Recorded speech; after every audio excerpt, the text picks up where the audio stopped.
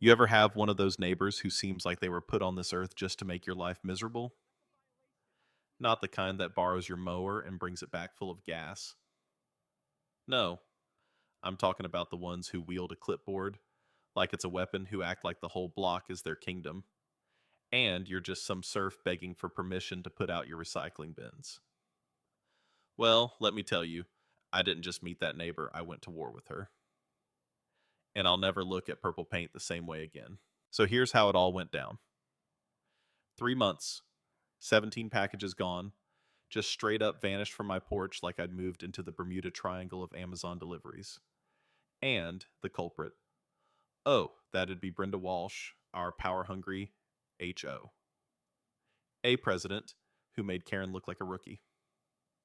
She'd sweep up my packages in broad daylight, tear 'em open right in her driveway, wave at me while my stuff spilled out all smug. Like, yeah, and what are you going to do about it, Jake? The sound of that packing tape ripping, I swear it still makes my blood boil.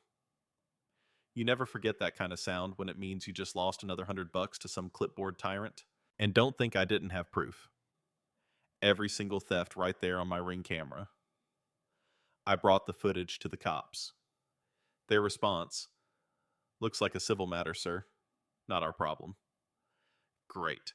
So apparently in Sunrise Meadows you could rob your neighbor blind, so long as you wore yoga pants and held a board position. But here's the thing: I'm an electrician.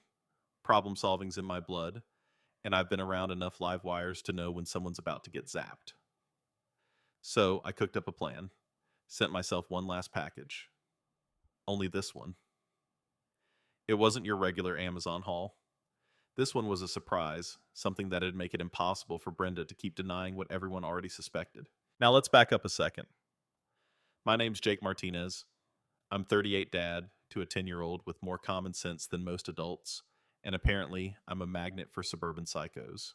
I'd just moved into this Stepford Wives neighborhood, every house beige, every lawn mowed within an inch of its life, trying to start over after my divorce. I figured the worst thing I'd have to deal with was the odd lawn gnome theft or some dog owner skipping out on poop duty. The air smelled like mulch and desperation. And I should have known right then. But you see, electricians, we like things that make sense. Wires connect switches, flip lights come on. I figured people worked the same way. Boy, was I wrong. Enter Brenda. 47 drives a BMW you could eat off of and carries a clipboard like she's General Patton. 3 years running as HOA president, which in retrospect probably should have been a red flag. I mean, who fights that hard to enforce mailbox heights and lawn watering schedules? Brenda does. She's the kind of woman who measures her toilet paper squares and calls it efficient household management. My troubles started simple enough. First, it was a pair of steel toe work boots OSHA required. Amazon photo had them on my porch at 1 p.m. By 6, they were gone. Weird, but maybe it was a delivery screw up, right? But then, Miguel's birthday gift vanished a Nintendo game he'd been begging for since Christmas. Same deal. Delivery photo, empty porch, disappointed kid. Third time was a replacement phone charger. $40 down the drain. That's when Mrs. Shaw, sweet old lady from next door with a rose garden you could get lost in, gave me the scoop. She whispers to me, all nervous, Jake: I saw an official-looking woman take your packages yesterday. That crunch of leaves under her slippers. That was real fear in her voice. Next HOA meeting, I decided to play it cool, be the reasonable new guy. You know, see if there was a pattern. I walk up to Brenda. God help me, and ask if anyone else had reported package theft. She looks at me like I'm a stray dog begging for scraps. Perhaps you should arrange delivery when you're home, Mr. Martinez. We can't be responsible for your poor planning. The room goes dead quiet. 20 people staring at their shoes, not one willing to speak up. That's when I realized this woman ran the place like her own little dictatorship, and everyone else just ducked and hoped not to get noticed. But the kicker, 2 days later, I spot Brenda's husband Dave walking past my house wearing my boots. The same ones, yellow stitching, size 12, the works. I ask him all casual, "Hey, nice boots?" He blurts out, "Oh, these old things. Had them for ages. Sale somewhere, can't remember?" "Yeah, sure." Because everyone forgets where they bought $100 work boots. That's when the switch flipped. This wasn't random. This was organized. Brenda, the woman who'd find you $50 for a trash can, visible 3 minutes past pickup, was robbing us blind. Naturally, Brenda didn't take kindly to being questioned. Monday morning, yellow violation notice taped to my door. Mailbox number font violation. I stood there, coffee steaming in the cold air, thinking, is this a prank? Walked the street, checked every mailbox. Same font. All of them. Wednesday, trash receptacle, visibility violation, bins out 47 minutes late. Friday, sprinkler overflow, 3 drops of water on the sidewalk. $100 fine. I kid you not, she must have sat in her BMW with a stopwatch just to catch me. So I decided to fight back the only way I knew how, document everything. Spent my Saturday snapping photos like I was auditioning for CSI Suburbia. Every violation Brenda ever cited me for, at least 5 other houses had the same thing. But the best part, Brenda's own driveway was a mess. 3 cracks you could plant tomatoes and faded house numbers, and her garden fence a solid 8 inches over the legal limit. Spent all Sunday night putting together a dossier thick enough to choke a horse. Monday, I filed formal complaints. The look on Brenda's face when I handed over that stack, priceless. Next, HOA meeting packed. Everyone wanted to see the showdown.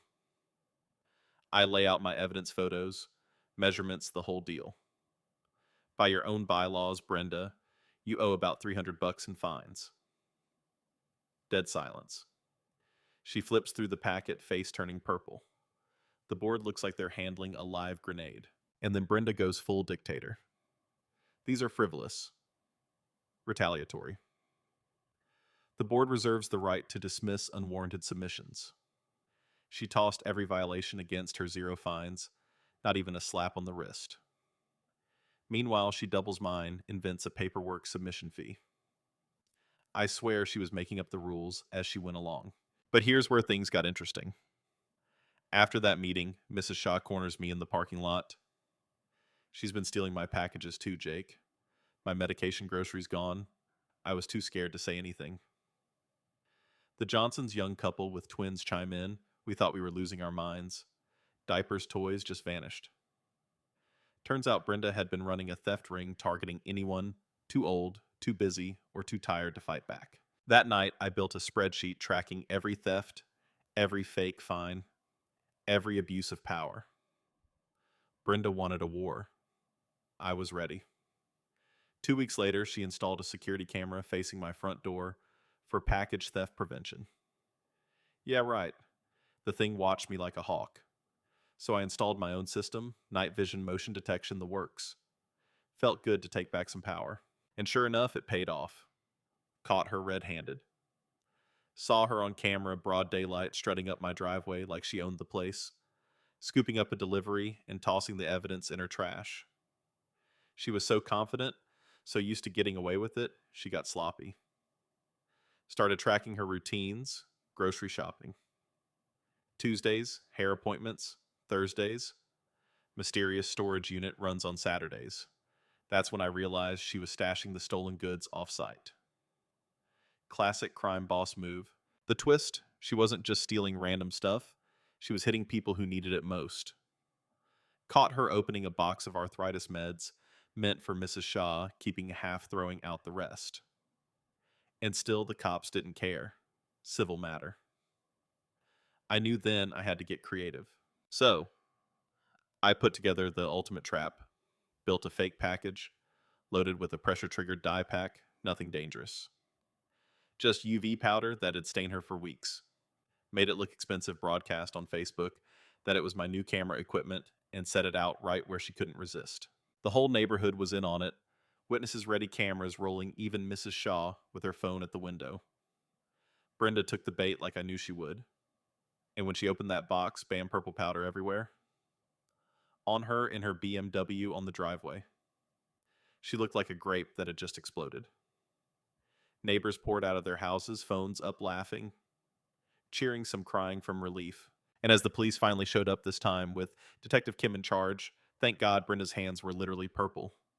The evidence was all over her, her car, her garage, my security footage, her counter surveillance attempts, the whole warehouse of stolen packages open and shut. When she tried to spin the story for the cameras claiming she was protecting the community, everyone just laughed. Justice, real honest to God justice delivered in a burst of purple. But here's the thing. The real lesson wasn't the paint. It was the patience, the documentation, the nights spent learning the bylaws inside and out. When you're up against someone who believes they're untouchable, you have to know the rules better than they do. You have to outlast them.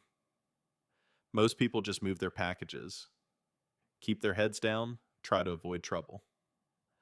But that's how these folks get away with it. They count on your silence. After Brenda, the neighborhood changed.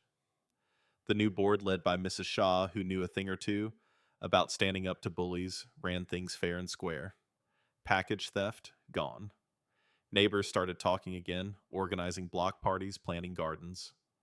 We even held a Purple Justice Day with cupcakes and costumes, and enough grape punch to flood a cul-de-sac. Every stolen item we could recover was returned. The rest, donated to families in need. Her ill-gotten gains funded scholarships for kids learning honest trades. Funny thing is, my own life changed too. Business boomed turns out being the guy who caught the H. OA president turned crime boss on the news is great advertising. Miguel, my boy, tells his friends. My dad caught the package lady with a paint bomb, and I get calls from all over folks wanting to know how to protect themselves from their own neighborhood. Brenda? Sometimes late at night, I sit on my porch, watch the sun go down, and just breathe. The world's quieter without Brenda's BMW prowling the block, clipboard at the ready. Packages sit safely on doorsteps, kids play in the street, and nobody's scared to check the mail. But you know, I can't help but wonder how many more Brendas are out there. How many little dictators hiding behind bylaws and titles, counting on folks to keep quiet? Where's the line between power and abuse, between neighborhood watch and neighborhood warlord? So I gotta ask, have you ever tangled with someone like Brenda? Maybe it wasn't packages, maybe it was a boss, a landlord, someone who thought the rules only applied to everyone else. What did you do? Did you fight back or just deal with it? Drop your stories down below. Let's hear how you handled your own brush with community leadership.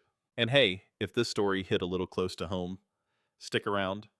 You never know when the next Brenda is going to learn that sometimes justice comes in the most unexpected colors. Cảm ơn các bạn đã xem video.